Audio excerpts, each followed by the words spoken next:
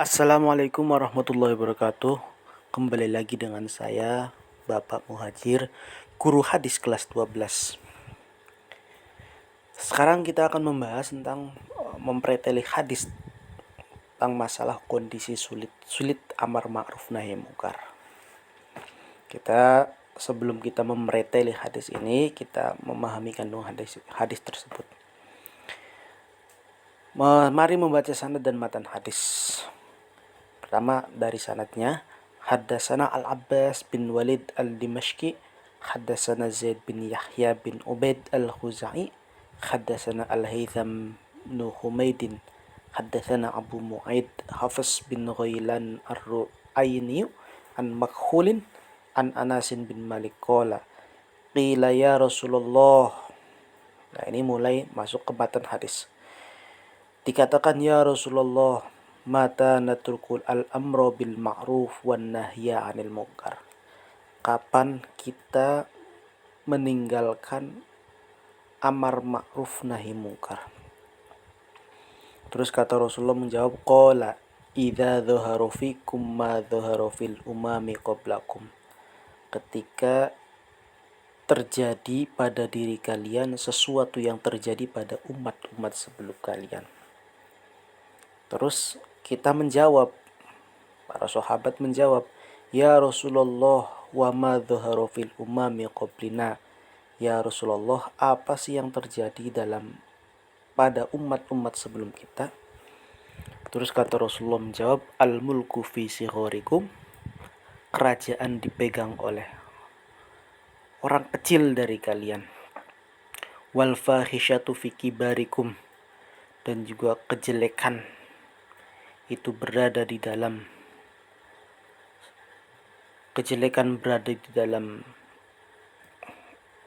orang yang penguasa kalian. Wal ilmu firudhalatikum. Dan juga ilmu ada pada orang-orang yang hina dari kalian. Nah, terus hadisnya udah selesai sampai sini. Terus qala Zaidun, Zaid berkata, tafsiru makna qaulin Nabi sallallahu alaihi wasallam, wal ilmu fi rudhalatikum idza kana al ilmu bil fusaq.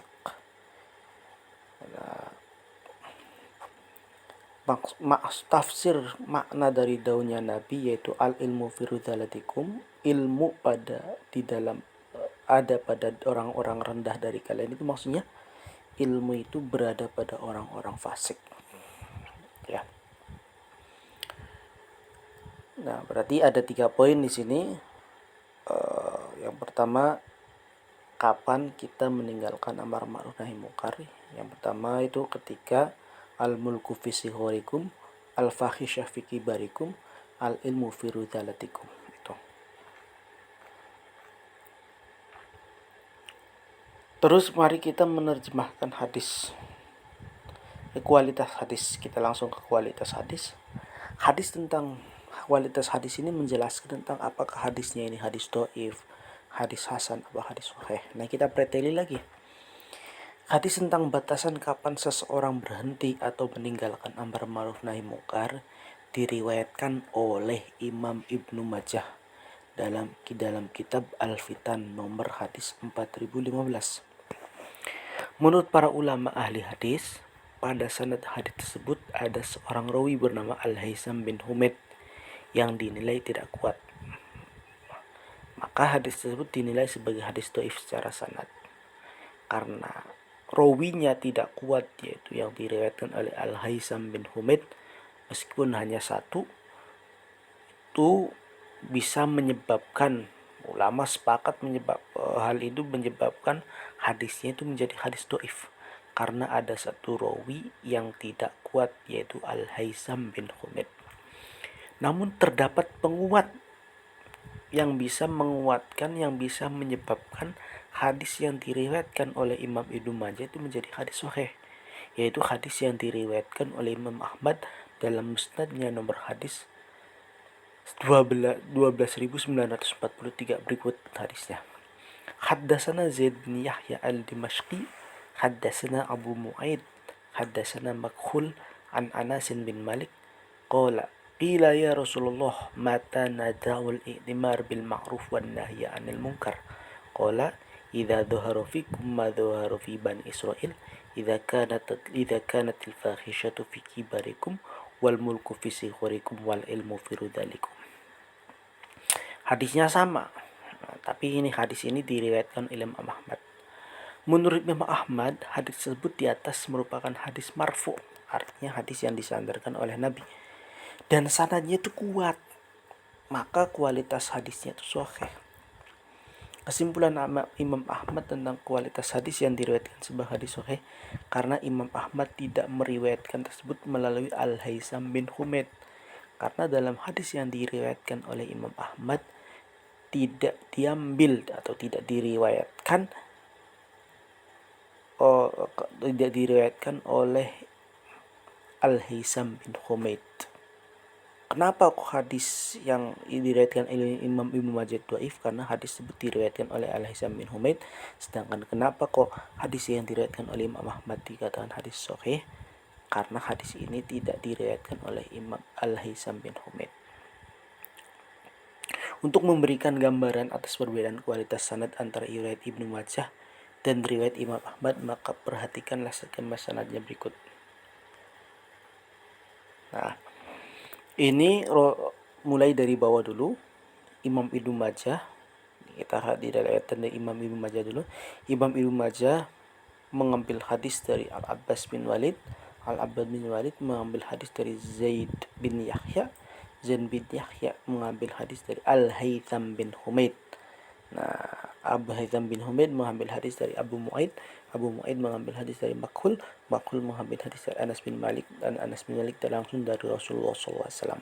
Nah, pada Ibnu Majah, Imam Ibnu Majah itu ada yang tanda merah itu Al-Haytham bin Humaid, dan disitu dikatakan laisa biqawiyyin, hadisnya itu enggak kuat. Rawinya itu enggak kuat ketika diriwayatkan oleh Al-Haytham bin Humaid. Sedangkan kita lihat sebelahnya Imam Ahmad meriwayatkan hadis dari Zaid bin Yahya langsung ke Abu Mu'aid. Jadi Al-Haytham tidak lewat jalur Al-Haytham bin Humaid, tapi langsung ke Abu Mu'aid. Dari aspek matan, walaupun maknanya sama, namun ada perbedaan redaksi. Yang paling jelas perbedaan tersebut adalah pada riwayat Ibnu Majah kalimat al-ummamu qablakum, umat sebelum kalian. Sedangkan dalam riwayat Imam Ahmad disebutkan secara eksplisit yaitu Bani Israil, yaitu langsung Bani Israil, bukan al-ummamu qablakum. Dengan demikian riwayat Imam Ahmad menjadi penguat terhadap riwayat Ibnu Majah, sehingga mengakibatkan hadis yang diriwayatkan Ibnu Majah ini menjadi hadis sahih karena dikuatkan oleh hadis yang diriwayatkan oleh Imam Ahmad. Terus yang kedua, menganalisis hadis kondisi sulit amar ma'ruf nahi mungkar. Ada tiga kondisi tersulit ketika seorang hendak melakukan amar ma'ruf nahi mungkar. Yang pertama ketika al-mulku fi sigharikum, al-fahsya fi kibarikum. Terus yang terakhir itu al-ilmu fi radhailikum. Nah, yang pertama kita akan membahas tentang al-mulku fi sigharikum, yaitu kekuasaan dipegang oleh orang-orang yang kecil. Nah, dalam keterangan yang lain maksudnya orang yang kecil itu kecil pemikirannya ataupun kecil umurnya. Sigharu fis sinni atau sigharu fil uqul. Maksud dari kekuasaan dipegang oleh sighar adalah orang-orang kecil adalah pemegang kekuasaan yang masih kecil secara usia biologis atau bermakna belia secara psikologis dan ideologis. Nah, ini berarti kecil ini bisa diartikan memang usianya masih kecil atau pemikiran orang kecil, sehingga ia tidak memiliki kekuatan untuk mencegah kemungkaran. Kalau orang-orang kecil kan pengennya main dan lain sebagainya, serta kemampuan nalarnya tidak mampu memikirkan situasi dan kondisi lingkungan kekuasaannya. Boro-boro mikirin kekuasaannya, mikirin diri sendiri aja susah kalau anak kecil kan. Watak dominan anak muda adalah ceroboh, tergesa-gesa, serta mudah menturutkan hawa nafsunya. Jika demikian, maka tatanan masyarakat akan menjadi sangat rapuh dan tidak stabil. Dengan kata lain, penguasa seperti itu tidak mampu melindungi warga dan masyarakatnya. Terus yang selanjutnya, al-fahsya fi kibarikum. Kemungkaran atau perbuatan keji dilakukan oleh para penguasa. Seandainya para penguasa atau para pembesar suatu negeri berbuat kemungkaran, maka Allah akan bertindak atas perilaku tersebut dan menghancurkan negeri tersebut sehancur-hancurnya. Sebagaimana dalam Quran surat Al-Isra, wa idza aradna an nuhlika qaryatan amarna mutra fiha fafasaqu fiha fahaqqa 'alaiha al-qaul fadammarnaha tadmira. Nah, itu jika para pelaku maksiat dan fahisyah ini adalah para penguasa politik maupun ekonomi, maka umat Islam akan sangat berat untuk melakukan nahi mungkar atas mereka. Karena banyak faktor. Ya, karena memang para penguasa seperti itu biasanya memiliki kekuatan untuk melindungi kemaksiatan yang mereka lakukan. Bahkan melegitimasi ataupun menghalalkan perbuatan mungkarnya dengan dalih keamanan dan stabilitas. Dan kalau nggak penguasa yang mengatasi kemungkaran, siapa lagi? Terus selanjutnya, ilmu berada pada tangan orang-orang yang fasik. Jika ilmu telah dikuasai oleh orang yang tidak memiliki keinginan untuk meningkatkan kesejahteraan dan kemakmuran masyarakat umum, bahkan sebaliknya cita-cita tertingginya adalah kesenangan duniawi, maka pada saat yang demikian amar ma'ruf dan nahi munkar tidak dapat dilakukan lagi. Karena dengan kekuatan ilmunya mereka akan melakukan perlawanan terhadap amar ma'ruf nahi munkar. Karena nanti ilmunya tidak akan disalurkan dengan jalan yang semestinya. Tapi meskipun seperti itu, hikmahnya kita tetap akan melaksanakan amar ma'ruf munkar. Bagaimanapun keadaannya, kita sebisa mungkin melakukan amar ma'ruf nahi munkar. Ya, mungkin itu saja yang bisa saya sampaikan. Wassalamualaikum warahmatullahi wabarakatuh.